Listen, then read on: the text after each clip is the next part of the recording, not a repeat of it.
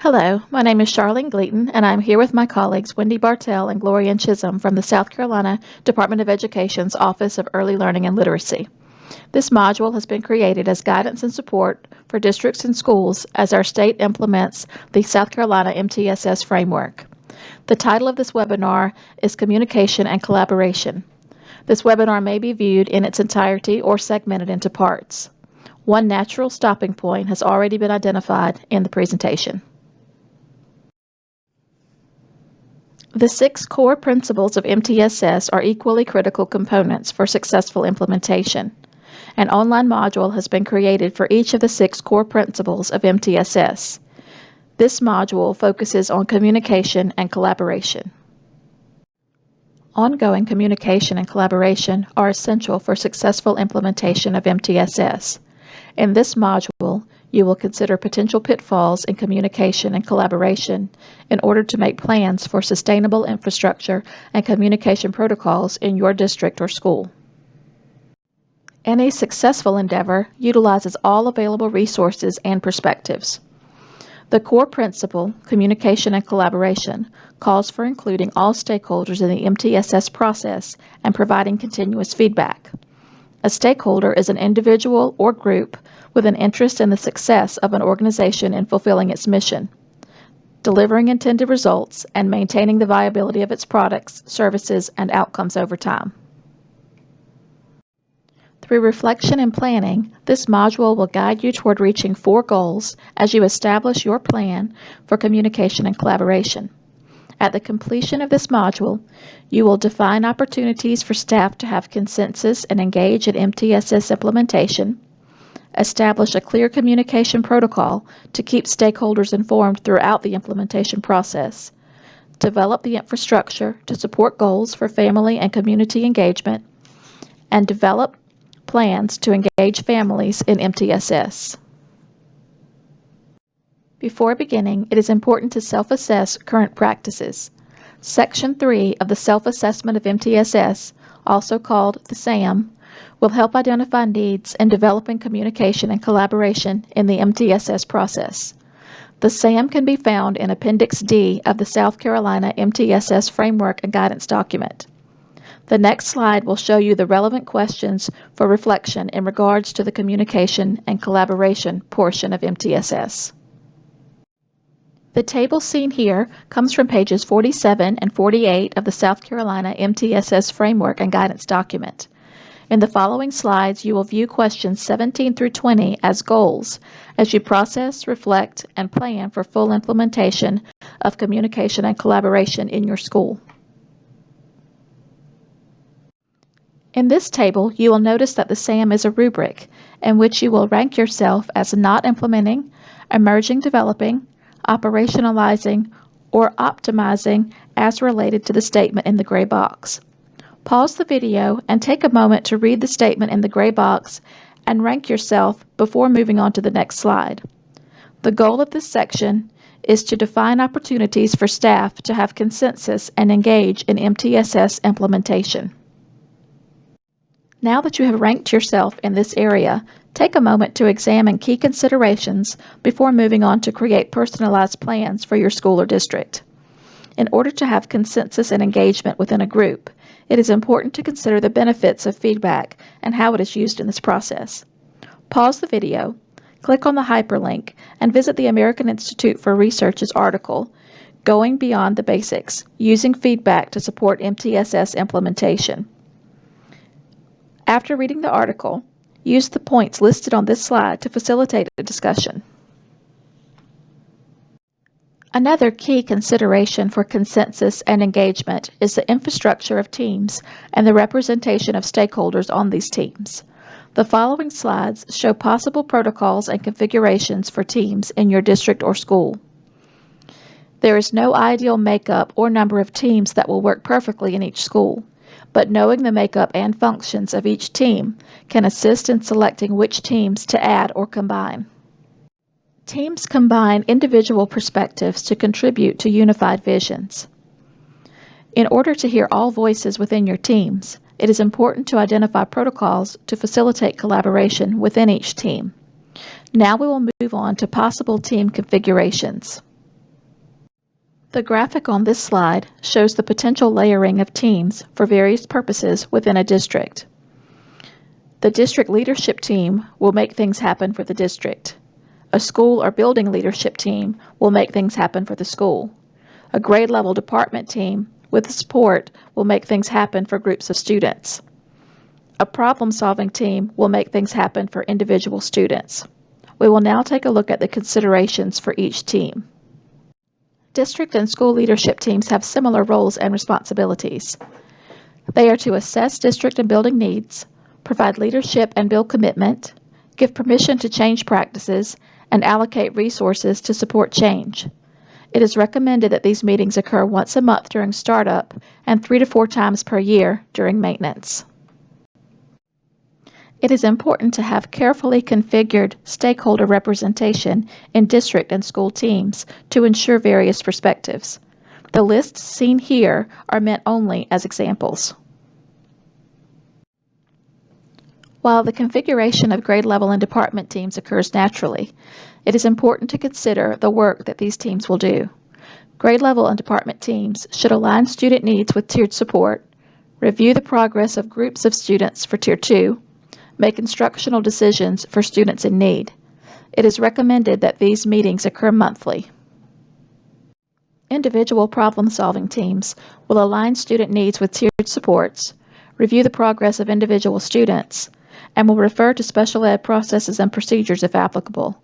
It is recommended that these meetings occur weekly. It is important to hear from all stakeholders with knowledge of the individual student when problem-solving.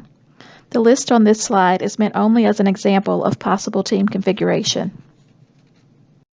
After reviewing key considerations for establishing consensus and engagement in your MTSS implementation, pause the video and answer the following questions for your district or school.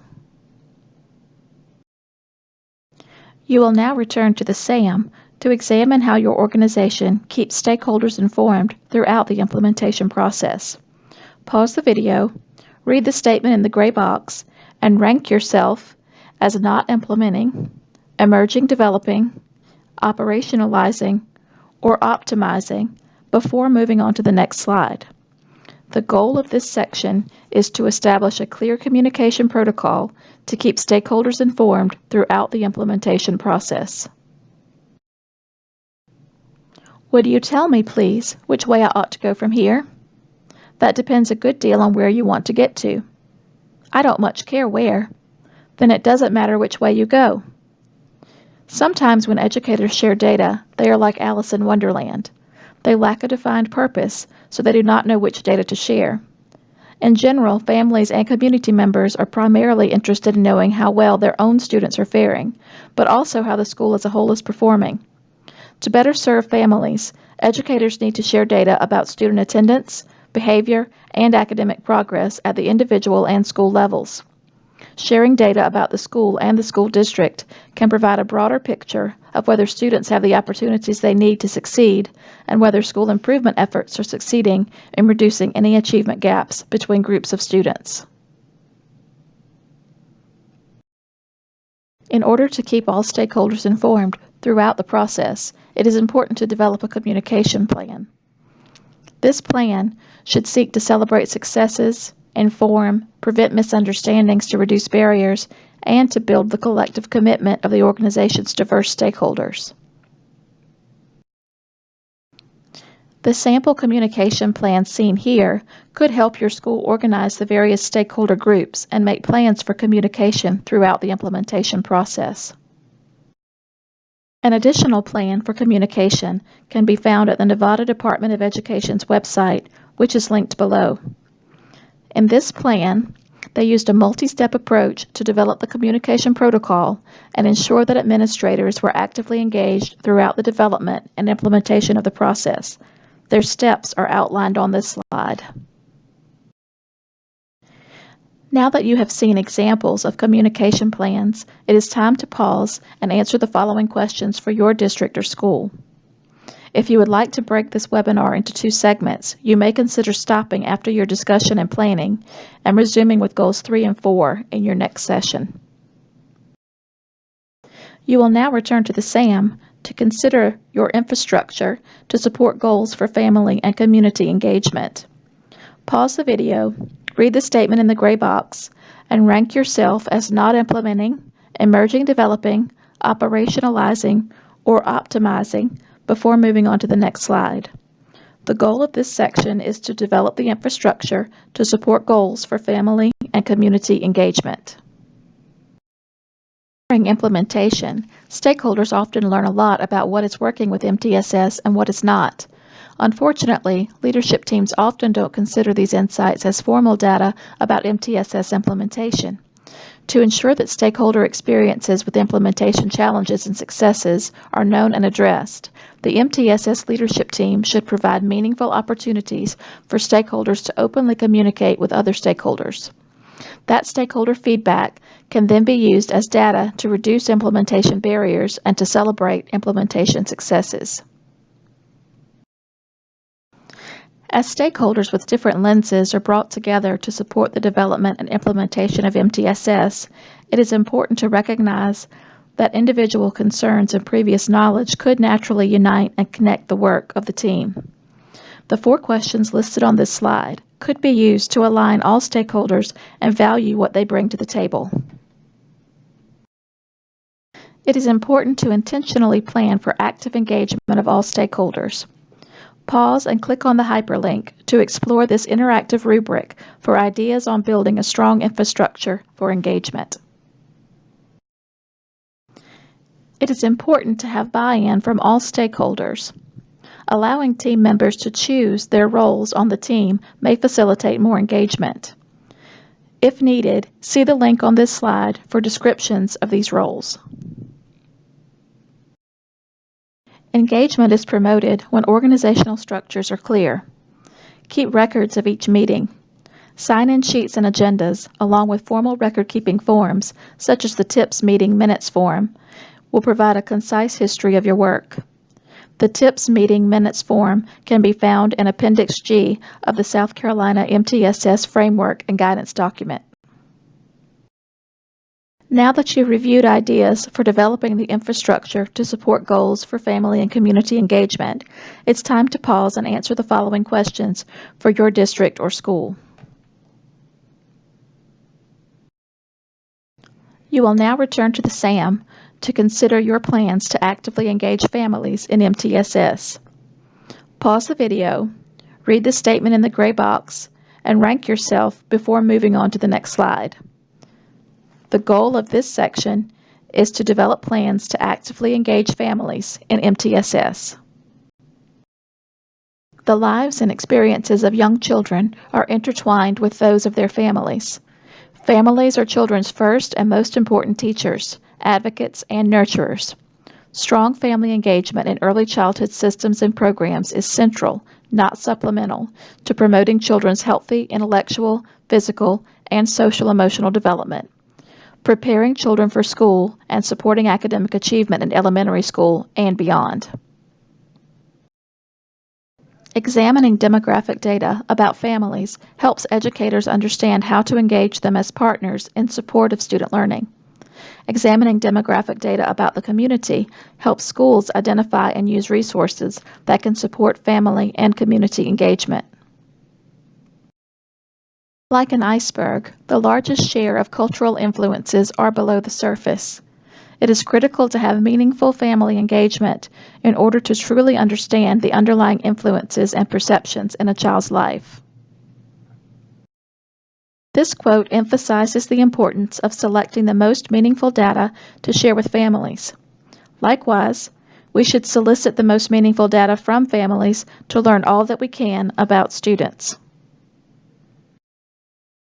The Office of Early Learning and Literacy at the South Carolina Department of Education is committed to a vision for family engagement that ensures families and community members actively engage with children, students, teachers, school personnel, education leaders, and decision makers as full partners in the shared responsibility of preparing all learners for college, career, and life.